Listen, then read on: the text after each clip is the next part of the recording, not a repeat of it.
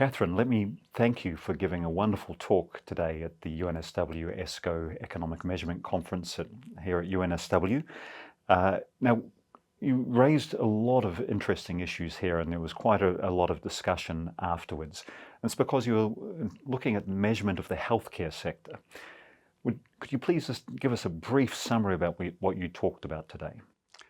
Yes, we looked at some work that the Productivity Commission has done to estimate productivity of the healthcare sector. Normally, it's very hard to get an accurate measure of the productivity of the healthcare sector because we don't have real prices in a lot of this sector. There might be free services offered by government, it might be subsidized services, and so it's very difficult to work out what has happened over time to the value of the services we're receiving relative to the cost.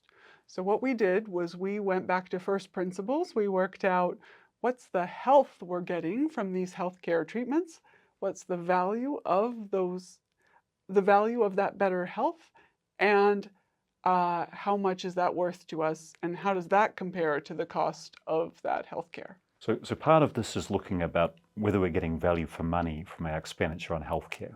Exactly. It's really important because healthcare spending has been going up faster than GDP. So it's a growing share of our spending as a country. And we need to know whether we're getting value for money. We can't just keep spending on it if it's inefficient. If it's inefficient, we need to do something drastic. So from what you were saying, the problem is that a lot of this healthcare is not in the market sector. So we don't have what you call real prices, or actual market transaction prices. So that's complicated. It's very hard to value things if you don't have a market price. So what is the approach there? How do we go about measuring things in the non-market sector? The way we normally do it for a sector such as healthcare, the way the ABS does it, is to treat the cost of providing, say, a treatment in a hospital as the price, and then looking at what's happening to the cost of those services over time. So really the only way to get a big improvement in measured productivity using that technique is if the cost of delivering a particular service goes way down. If you actually get productivity improvements from better quality service, if the healthcare you receive makes you live longer and happier, that's not captured in that type of measure because it's very hard. Can you go through again what you do that's different from the ABS? We use survey data from the Australian Bureau of Statistics to measure the prevalence of a few classes of disease, some types of cancer, some types of cardiovascular disease, some types of blood and leukemia, blood disease and endocrine diseases. And what we do is we look at what is your quality of life while you have the disease, what is your survival probability, and using that information, we can work out what is your valuation of getting a better treatment. So when those survival probabilities improve, or when your quality of life while you have cancer is better, you would be willing to pay for that. We, as a society, we have different measures of what the value of a life is. It's an awkward concept. It's one of those ones that makes people hate economists, but I think it's important when we decide what we're going to spend on. And as a rule of thumb, in 2018, we would measure the value of a life as roughly $110,000. So the way to think about that would be to say, if I come up with a new treatment that will give you an extra year of perfectly healthy life, and it costs less than $110,000, we as a society think that's worth investing in. So if I remember correctly, in the 10-year period from 2009 to 2019, the official ABS measure of productivity growth in the health sector was 0.1%, which is pathetic. We'd expect a lot more productivity growth in a sector which has a lot of technological change, and it provides us with life-saving care. We want it to have a lot of technological change, a lot of productivity growth. particularly given the amount of money being spent on it is going up so dramatically, as you say. And that 0.7, if you compare it with the market sector over the same 10-year period, is about, so that's 0.1 for the healthcare, it was 0.7 for the market sector. That's right. Which is not great, but market sector productivity was much higher than the healthcare MFP. What did you find using your approach? Yeah, so astonishingly, we found that productivity in healthcare in the diseases we were able to study, which is about a third of all healthcare, productivity was an astonishing 3% per year, 3% growth per year. So when you compare that to the market sector 0.7%, that looks pretty amazing. We think that a lot of this is absorbing new innovations from overseas, feeding them into our treatments, and using them really well.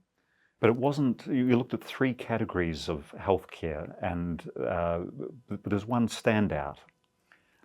Cancers in particular had a really high productivity growth over this period. I think that's because some new, really innovative treatments came in, and they made a huge difference to the survival probabilities of people who had cancers.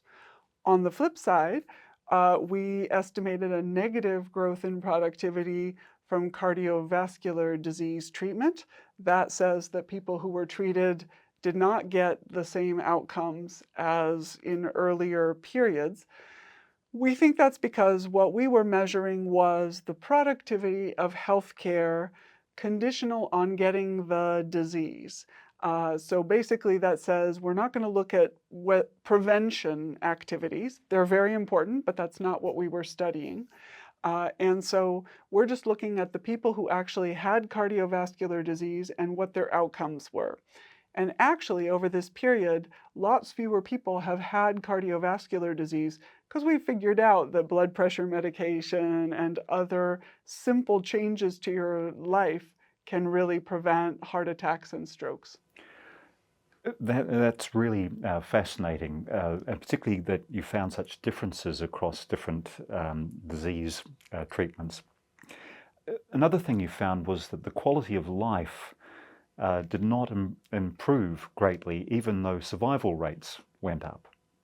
Yeah, that one is really a puzzler, and I'd love to do some more digging into it. We really found that survival rates improved spectacularly, but conditional on having the disease, your quality of life in terms of your pain and your stress and your self-reported health just was not much better than 9 years ago. And so that's a bit discouraging. It is exciting that we've had better survival probability for sure, but it does suggest that there may be room to improve people's lives when they have the disease. I actually think that a lot of new innovation happening right now in remote care, allowing people to be treated in the comfort of their home, that's going to make a big difference to people's quality of life while they have a disease. Fantastic.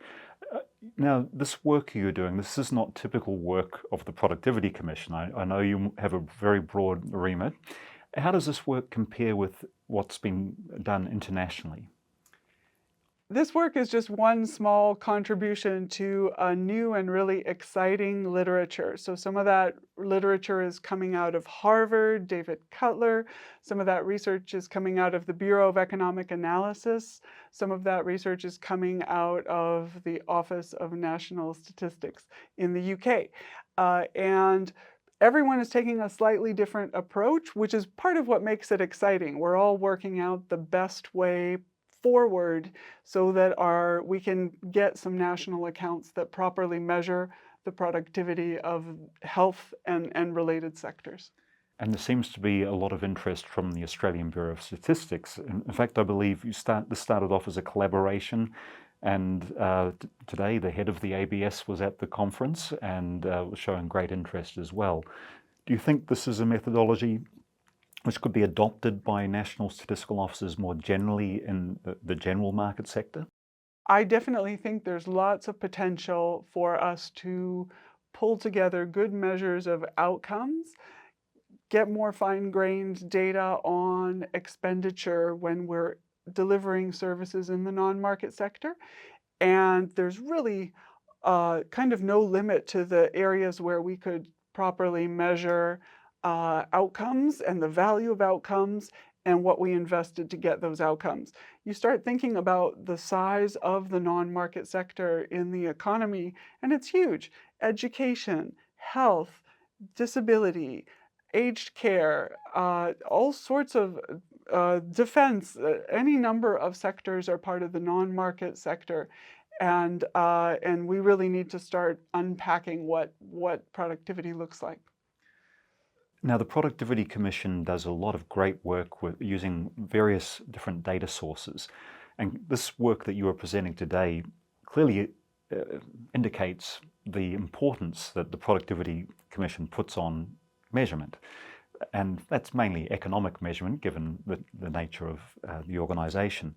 So from your perspective, how important is economic measurement in informing policy? We think it's incredibly important. To speak to this work, I'd say once every couple of weeks, I'm at a meeting or a conference where someone says either the non-market sector is completely unproductive, or it's not fair that the productivity of the non-market sector is not properly taken into account. We're having a huge debate about productivity in our country, and we can't have it without proper measurement of those large sectors of our economy. So I think economic measurement's a great field more broadly. You've done work in a bunch of areas that I think are important to our work. What is the contribution to the economy of R&D in our universities? What is the right way to deflate prices as we measure growth and productivity? Lots of really important things. And we really can't have that debate about productivity and what to do about it if we can't measure it. So if you were advising a junior researcher for thinking about a research topic for, say, their PhD thesis, or moving into the measurement area, what area do you think would be a really great area for them to work in at the moment? I do think this area of health productivity is fantastic, and it's a really collegial and helpful group of researchers. They're interesting. It's creative because people are trying different approaches. So I think it would be both fun and exciting, and because everybody cares passionately, it would have very high rewards. I also think some of those areas that are looked at less, like aged care, are really ripe for some good empirical work. Particularly given the aging population and the amount of money that's increasingly being spent.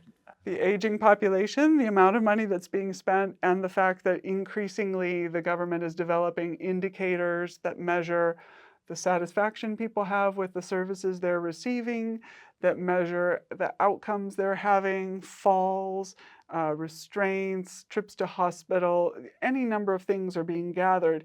If we're going to gather all that data, we should make good use of it. Fantastic. Catherine, thank you very much for your contribution to the conference, and thank you for doing this interview. Thank you so much.